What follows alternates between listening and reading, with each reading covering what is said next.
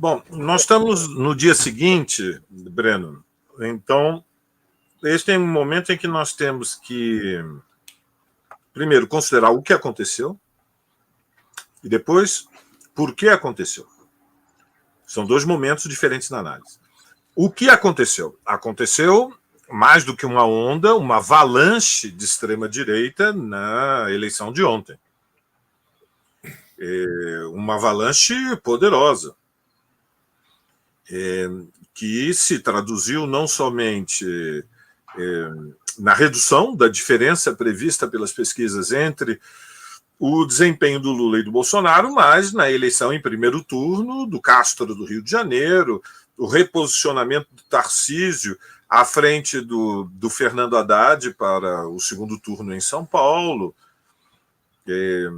e uma eleição impressionante do partido do Bolsonaro, de deputados para a Câmara, próxima de 100 deputados, 99 deputados. Então, tivemos uma avalanche que é a expressão da capilaridade nacional, da implantação social do bolsonarismo, que não era um cadáver insepulto e não era verdade que a hipótese mais provável era a vitória no primeiro turno. As pesquisas não permitiam alimentar essa expectativa.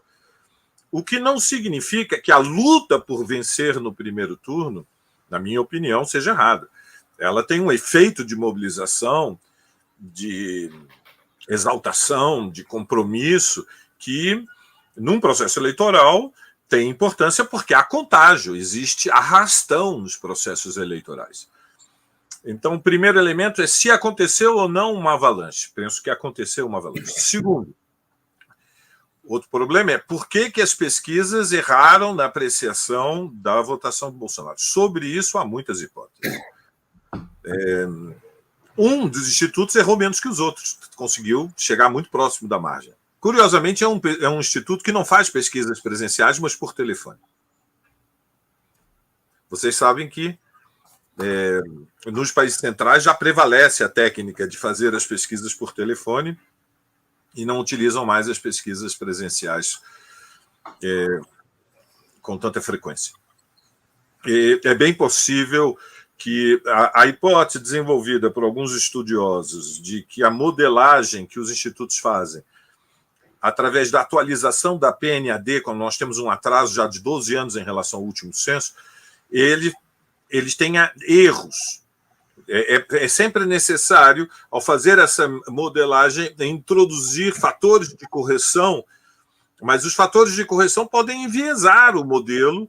Então, uma das hipóteses é que haja uma sobreestimação da população, do tamanho da população que recebe até 2 salários mínimos. Esse é um tema relativamente técnico, é menos importante.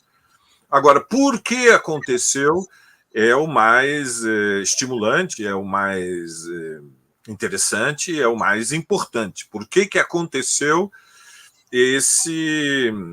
essa vitória política do Bolsonaro? Ou seja, o Lula, eleitoralmente, chega ao final do primeiro turno em primeiro lugar, mas Bolsonaro tem uma vitória política. Bom, eu creio que para calibrar bem a análise, como nós estamos sobre o impacto dos acontecimentos, o melhor é ter um pouco de perspectiva histórica. Então, observemos. De onde viemos? Nós viemos de 2016. Viemos de uma derrota muito grave, uma inversão da relação social de forças. Em 2018, Lula estava preso.